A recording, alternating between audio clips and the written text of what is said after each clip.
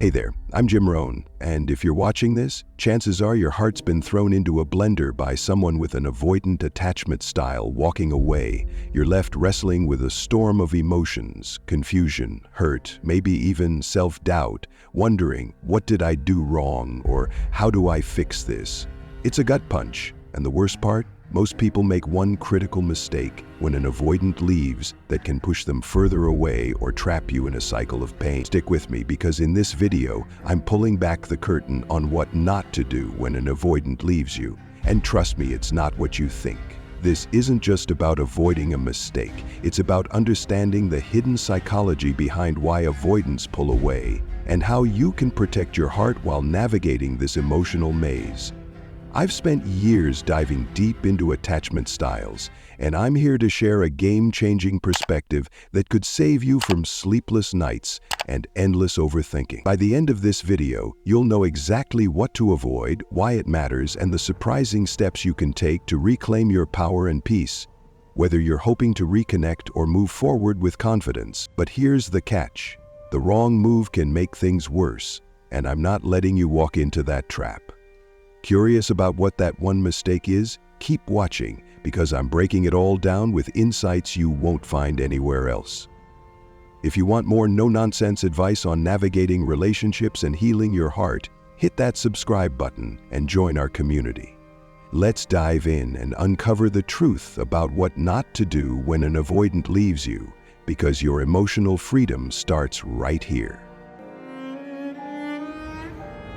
One of the biggest mistakes people make when someone with an avoidant attachment style pulls away is reacting with desperation. You might feel this intense urge to reach out, to explain, to plead, to somehow convince them to come back into your life. That impulse is totally human, and it's driven by fear, not love. But here's the hard truth. When you do that with an avoidant partner, it doesn't draw them closer, it pushes them further away. See, when someone has avoidant tendencies, emotional closeness often feels overwhelming. Their nervous system interprets intimacy not as safety, but as pressure. So the more you chase, no matter how kind your intentions, the more they feel the need to protect themselves by creating space. What you think of as showing you care can actually register to them as, "You're not respecting my space." This is why reaching out repeatedly, trying to fix things, or proving your love often backfires. You're speaking the language of connection, but they're in the mode of self-preservation. Instead of seeing your efforts as meaningful, they interpret them as invasive. That's not because you're wrong for wanting closeness, but because they're not in a place where they can meet you there. It's also important to realize that what caused them to pull away is likely rooted in their internal discomfort, not necessarily something you did. Avoidants tend to withdraw not to punish you, but to manage their own overwhelm. When you rush in to soothe or solve, it reinforces the exact dynamic they're trying to escape. Ironically, what creates the most impact isn't reaching out, it's stepping back. Not as a game, not to manipulate them into missing you, but as a genuine choice to honor both their boundary and your self-respect. Because when you stop chasing, you stop abandoning yourself. And that shift changes everything. So no, don't beg. Don't plead. Don't try to prove your worth. The real power move? Hold your ground. Breathe through the urge to fix, and let the silence do what your words can't. Another trap many people fall into after an avoidant partner pulls away is trying to force closure. And I get it. When someone you've cared for drifts off or goes silent, your mind spirals. You want answers. You want to understand why they couldn't see your worth, or how they could walk away after everything you tried to give. You're not asking for perfection, just for them to acknowledge the connection you shared, or to show some willingness to grow. But here's the thing. Someone who leans avoidant often doesn't have access to the kind of emotional clarity you're hoping for. Not because they're heartless, but because they've spent most of their lives avoiding the exact kind of vulnerability that would allow for true reflection. What you see as a necessary conversation, they may experience as confrontation. You might be craving a moment of mutual understanding, some final words that help you make sense of the loss, but they may be emotionally unequipped to give that to you. Their ability to sit with difficult emotions, own their impact, or even fully grasp their own patterns is usually underdeveloped, often rooted in early emotional experiences where their needs were ignored or shamed. Shutting down became their coping mechanism long before you ever entered the picture. So asking them to explain their behavior or to offer you a clean emotional ending is like asking someone who's never swum in deep water to suddenly dive in and guide you to shore. They don't have the tools, and that's not your fault, but it is your responsibility to stop looking to them for something they can't give. Real closure doesn't come from the person who hurt you suddenly understanding what they did. It comes from you deciding to stop trying to extract peace from chaos. You can grieve, process, and move forward without needing their validation. Let their silence be your answer. Don't keep knocking on a door that was never capable of fully opening. When an avoidant partner goes silent, it's incredibly easy to fall into a mental spiral. You start replaying everything, wondering what their silence really means. Are they done with you? Are they talking to someone else? Are they missing you but just too afraid to reach out? The not knowing can feel unbearable, so your mind tries to fill in the blanks. And that's completely human. When you care about someone and they suddenly go quiet, your nervous system kicks into high alert. It wants resolution, it wants certainty. But here's what you have to remember. Silence doesn't always have a hidden meaning, especially with avoidance. Their distance often has more to do with their internal discomfort than with anything you did or didn't do. Trying to decode their behavior like it's some emotional puzzle only keeps you stuck. And the truth is, you'll never really know what's going on in their head unless they choose to open up. And if they were good at that, you wouldn't be in this situation in the first place. So instead of obsessing over the silence, try to see it as information. If someone consistently chooses not to show up, not to speak, not to connect, you're being shown their capacity, not their feelings, not their potential, but their actual ability to engage. That doesn't mean you have to stop caring, it just means you stop trying to figure them out like it's your job. It's not. Your job now is to bring the focus back to yourself, to your healing, and to the space where real clarity lives, not in their silence, but in your response to it. Let's talk about one of the most tempting, but ultimately damaging, moves people make when dealing with an avoidant ex, trying to make them jealous. You may have seen it online or heard friends suggest it.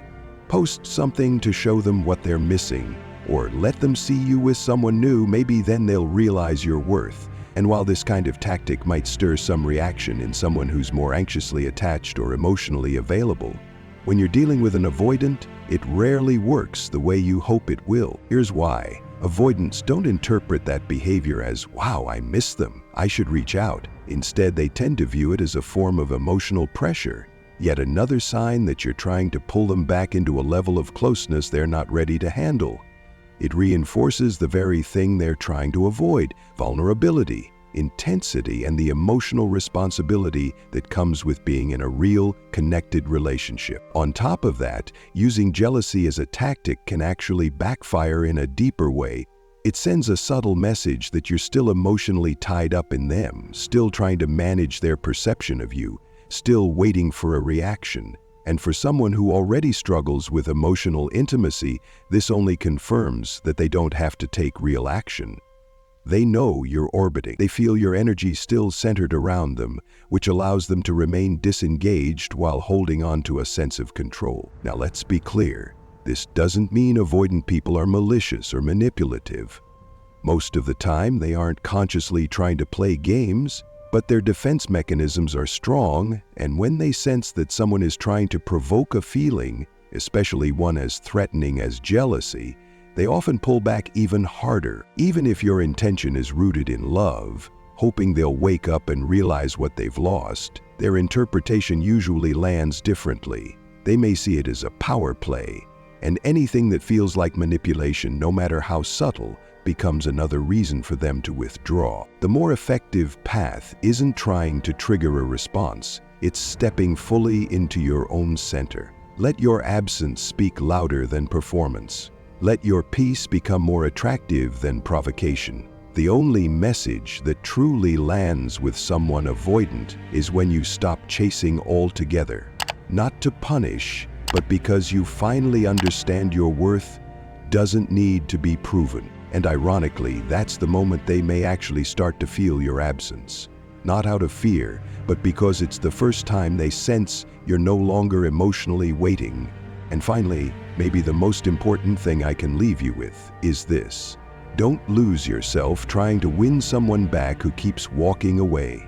I know your heart is in the right place. You care deeply. You're loyal. You've probably told yourself that love means fighting for someone, even when it's hard. And honestly, that speaks volumes about your character. That kind of devotion is rare, and it deserves to be honored. But here's what you have to face.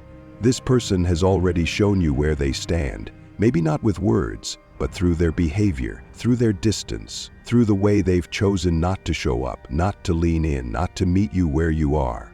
That's the reality. And no matter how much potential you see, no matter how clearly you believe things could be amazing if only they would work through it with you, they haven't. And that pattern, it's likely won't be a one-time thing. With avoidant partners, it often becomes a cycle. Closeness followed by withdrawal, hope followed by confusion. And the more you give, the more you risk eroding your sense of self in the process.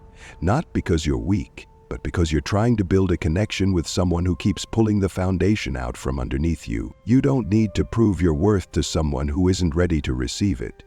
You don't need to bend until you break just to be chosen. Give yourself space. Step back and really look at the dynamic, not the dream, and ask yourself, am I honoring myself in this?